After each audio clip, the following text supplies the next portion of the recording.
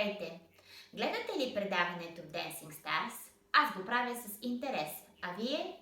Аз съм Даниела Кунчева, сертифициран специалист по Бахова терапия в Великобритания, а с това видео ще покажа как цветята на доктор Бах могат да помогнат на звездите в Dancing Stars 2024 да заблестят още по-силно.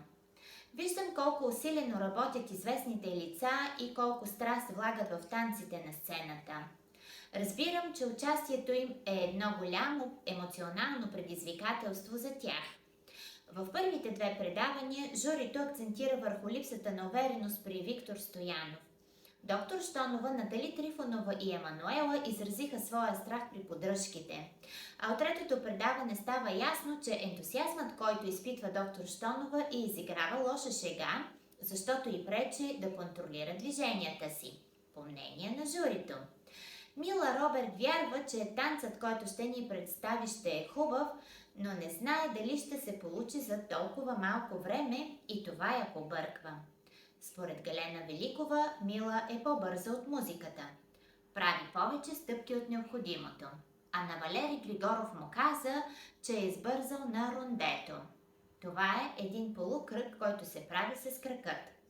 Скъпи участници в Dancing Stars, цветята на доктор Бах са мощно средство, с което може да постигнете емоционално равновесие. Ще ви помогнат да се справите с стреса и с предизвикателствата, пред които сте изправени, за да изразите най-доброто от себе си.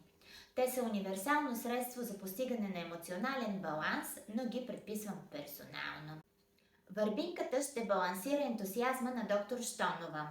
Мимолусът ще помогне на нея, Натали и Емануела да направят поддръжките с увереност, а цветето Слабонога ще помогне на Мила и Валери да забавят малко темпото и да не избърсват. На Виктор Стоянов бих препоръчала да вземе бряг, който ще му помогне да бъде уверен в танците, в които не се чувства комфортно. С танцът Пасо Добле той се представи много добре. Всичко, което казах до тук, го направих с най-сърдечни чувства. Ако казаното от мен ви харесва, подкрепете ме, като се абонирате за канала, харесате и споделите това видео. Благодаря!